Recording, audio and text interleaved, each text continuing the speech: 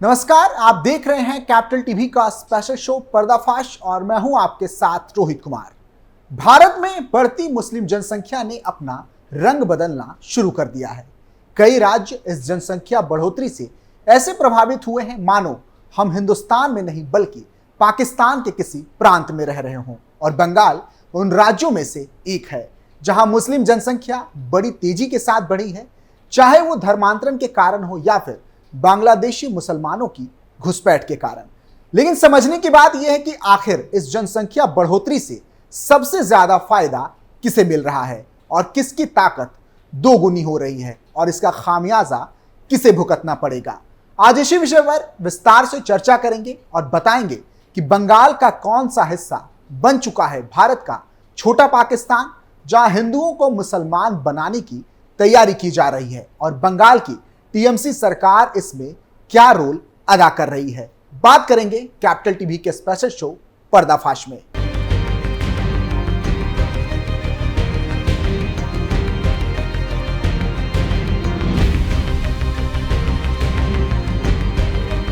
TMC नेता ने उगला जहर, हिंदुओं को मुसलमान बनाने की तैयारी, बंगाल को पाकिस्तान बनाने का प्लान, सनातनियों को बनना होगा मुसलमान। टीएमसी सरकार में मंत्री और कोलकाता के मेयर फिरहाद हकीम ने बंगाल को पाकिस्तान बनाने की पूरी रणनीति तैयार कर ली है और इसे अंजाम देने की घोषणा भी कर दी है। टीएमसी नेता ने जो बयान दिया है वो बंगाल में हिंदुओं की सुरक्षा पर सवालिया निशान खड़े करता है और ममता सरकार की मंशा को जग जाहिर करता है। पश्चिम बंगाल की राजधानी कोलकाता के मेयर और टीएमसी सरकार में कैबिनेट मंत्री फिरहाद हकीम ने गैर मुस्लिमों को बदकिस्मत बताया है। हकीम ने सार्वजनिक तौर पर उन्हें इस्लाम कबूल करने का आह्वान किया है। इसके बाद उनके इस बयान पर विवाद हो गया है। फिरहाद हकीम ने यह बयान 3 जुलाई 2024 को दिया। हकीम कोलकाता के धोनो धोनिया स्टेडियम में ऑल इंडिया कुरान प्रतियोगिता में हिस्सा लेने पहुंचे थे। इसी दौरान उन्होंने यह टिप्पणी की। उन्होंने कहा, जो लोग इस्लाम में पैदा नहीं हुए वो बदकिस्मत हैं। अगर हम उन्हें दावत दे सके और उनमें ईमान ला सके तो हम अल्लाह को खुश कर पाएंगे। फिरहाद हकीम यही नहीं रुके, उन्होंने आगे कहा, हमें गैर मुसलमानों के बीच इस्लाम का प्रचार करने की जरूरत है। अगर हम किसी को इस्लाम के रास्ते पर ला सके तो हम इसे फैलाकर एक सच्चे मुसलमान साबित होंगे। हकीम यही नहीं रुके, उन्होंने आगे जोर देते हुए कहा कि जब हजारों लोग इस तरह से खोपड़ी पर टोपी पहनकर बैठते हैं तो हम सबको ताकत मिलती है। यह हमारी एकता दिखाता है और यह भी साफ कर देता है कि कोई भी हमें दबा नहीं सकता। कोलकाता के मेयर को यह भी कहते हुए सुना गया कि हम इस्लाम में पैदा हुए हैं, इसलिए पैगंबर और अल्लाह ने हमारे लिए जन्नत का रास्ता साफ कर दिया है। अगर हम कोई पाप नहीं करते हैं तो हम सीधे जन्नत जाएंगे। बता दें कि यह कोई पहली बार नहीं है जब ममता के इस नेता ने ऐसा बयान दिया हो। अप्रैल 2016 में उन्होंने कोलकाता के मुस्लिम बहुल इलाके को मिनी पाकिस्तान करार दिया था। इतना ही नहीं, सीएए के खिलाफ हुए प्रदर्शनों के दौरान भी मुस्लिम दंगाइयों को शांत करने के लिए फिरहाद हकीम ने उन्हें भाई बता दिया था। उन्हें अर्धसैनिक बलों और भाजपा को सुअरेर बादशाह यानी कि सुअरों के बच्चे कहते हुए देखा गया था। इसके साथ ही हकीम ने बंगाल के उर्दूकरण का खुलकर समर्थन किया था। हकीम ने कहा था कि इंशाअल्लाह एक दिन ऐसा आएगा जब बंगाल की आधी आबादी उर्दू बोलेगी और इसी में कविता सुनाएगी। बता दें कि टीएमसी नेताओं के ये जहरीले बोल कोई पहली बार नहीं। इससे पहले भी टीएमसी के नेताओं ने हिंदुओं के खिलाफ जहर उगला है। लोकसभा चुनाव 2024 के तीसरे चरण के लिए मतदान की तैयारियों के बीच पश्चिम बंगाल के तृणमूल कांग्रेस विधायक हुमायूं कबीर ने हिंदुओं को धमकी दी थी। चुनाव प्रचार करने के दौरान हुमायूं कबीर ने कहा था कि वह हिंदुओं को 2 घंटों में भागीरथी नदी यानी कि गंगा में डुबो देंगे और उन्हें कोई नहीं बचाएगा। जानकारी के लिए बता दें कि हुमायूं कबीर भरतपुर विधानसभा सीट से विधायक हैं जो मुर्शिदाबाद जिले में आती है। बीते महीने उन्होंने बहरामपुर से टीएमसी के उम्मीदवार उसयूब पठान के लिए भी चुनाव प्रचार किया था। इसी दौरान एक सभा को संबोधित करते हुए उन्होंने यह विवादित टिप्पणी की थी, जिसका वीडियो भी सोशल मीडिया पर जमकर वायरल हुआ था।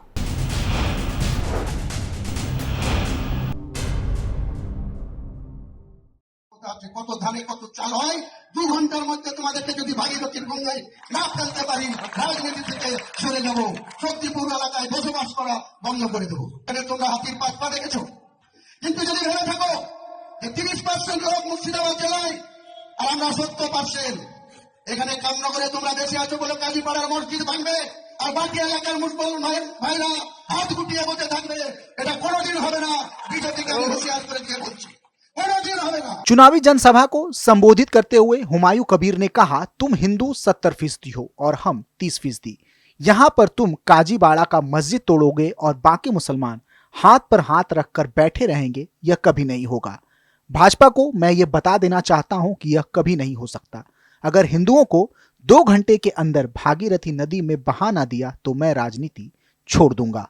जानकारी के लिए बता दें कि मुर्शिदाबाद जिला मुस्लिम बहुल इलाका है। यहाँ की कुल जनसंख्या में लगभग 75% मुस्लिम आबादी है, जिसमें अधिकांश आबादी बीड़ी बनाने के व्यवसाय से जुड़ी हुई है। मुर्शिदाबाद कभी बंगाल की राजधानी भी रही थी और यहाँ का हजारीद्वार महल इसके गौरवशाली अतीत का आईना है। फिर भी अधिकांश लोग गरीबी में जीने को मजबूर हैं और बंगाल की यही सच्चाई है। इस पूरे बयान को लेकर भाजपा आईटी सेल के प्रमुख अमित मालवीय ने भी बंगाल सरकार पर हमला बोला था।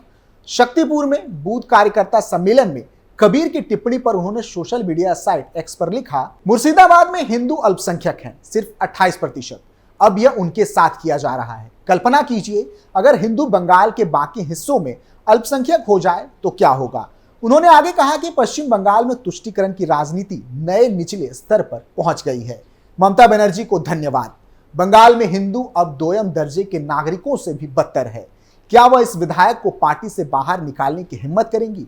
क्या वे बुद्धिजीवी जो नियमित रूप से हिंदुओं के खिलाफ जहर फैलाते हैं एक शब्द भी बोलने का साहस कर पाएंगे? हुमायूं के इस बयान के बाद पीएम मोदी ने भी टीएमसी को जमकर घेरा था।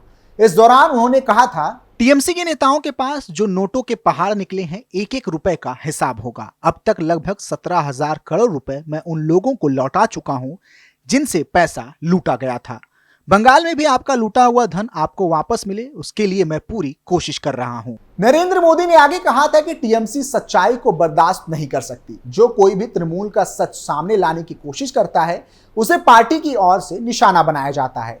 तृणमूल के विधायक ने कहा कि हिंदुओं को भागीरथी में बहा देंगे। इसे लेकर बंगाल के साधुओं ने विनम्रता पूर्वक अनुरोध किया टीएमसी अपनी गलती सुधारे, मगर टीएमसी ने रामकृष्ण मिशन, आइस्कॉन टेम्पल, भारत सेवाश्रम संघ जैसे महान संस्थानों के संतों को अपमानित करना शुरू कर दिया।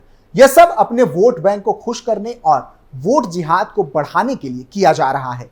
पीएम मोदी ने आगे यह भी कहा था कि तुष्टीकरण की राजनीति के कारण टीएमसी ने सीएए के खिलाफ झूठ फैलाया है, लेकिन आज पूरा देश देख रहा है कि सैकड़ों शरणार्थियों को नागरिकता मिल रही है। यह नागरिकता देश का संविधान दे रहा है। उन्होंने आगे यह भी कहा कि मैं आपको एक और गारंटी दूंगा कि टीएमसी तो क्या, दुनिया की कोई भी ताकत सीएए लागू होने से नहीं रोक सकती। उन्होंने कहा था कि 10 साल पहले जब आपने मुझे अवसर दिया था तो मैंने पूरे देश को गारंटी दी थी कि ना खाऊंगा और ना खाने दूंगा। अब मोदी देश को और विशेषकर पश्चिम बंगाल को एक और बड़ी गारंटी दे रहा है, जिसने खाया है उससे बाहर निकालूंगा और जिसका खाया है उसको लौटाऊंगा। चलिए अब जरा आंकड़ों पर भी नजर डाल लेते हैं कि आखिर बंगाल की जनसंख्या समीकरण क्या कहती है और ये चिंता का विषय कैसे है।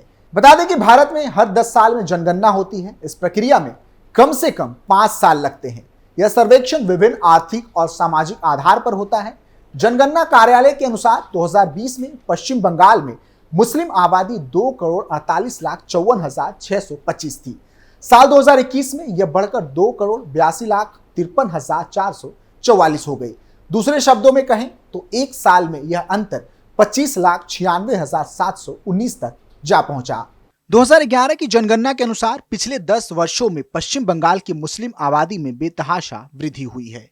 जनसंख्या के मामले में मुस्लिम समुदाय पश्चिम बंगाल के 3 जिलों में आगे हैं। मुर्शिदाबाद की मुस्लिम आबादी 17 लाख है, तो वहीं हिंदुओं की जनसंख्या 23 लाख। तो वहीं मालदा की बात करें तो यहाँ 20 लाख मुसलमान हैं और 19 लाख हिंदू। इसके अलावा उत्तर दिनाजपुर में 15 लाख मुसलमान हैं, तो वहीं 14 लाख हिंदू धर्म को मानने वाले लोग। जनगणना के अनुसार 2011 में उत्तर 24 परगना की जनसंख्या 1,09,071 थी। जो 2021 में बढ़कर 1,10,64,612 हो गई। इस एक दशक में दक्षिण 24 परगना की जनसंख्या 61,71,981 से बढ़कर 90,22,232 होने की संभावना है। बर्दवान के 6,17,573 से बढ़कर 75,30,994 होने का अनुमान है, जबकि मुर्शिदाबाद के 61,30,606 से बढ़कर 6,52,546 होने का अनुमान है। 2011 की जनगणना के अनुसार कोलकाता के उत्तर 24 परगना में मुस्लिम आबादी 25.62 है, जबकि दक्षिण 24 परगना में मुस्लिम आबादी 35.56% है। इतना ही नहीं, इस जिले के 118 कस्बों में से 49 मुस्लिम बहुल इलाके हैं, जो कि बंगाल में हिंदुओं की घटती जनसंख्या के लिहाज से एक चिंता का विषय है। और जब तक देश की अदालतें और केंद्र सरकार इसे गंभीरता से नहीं लेंगी, तब तक इसका समाधान संभव नहीं है और टीएमसी नेताओं के हौसले इसी प्रकार बुलंद होते रहेंगे। फिलहाल के लिए इतना ही। आप देखते रहिए कैपिटल टीवी उत्तर प्रदेश। नमस्कार।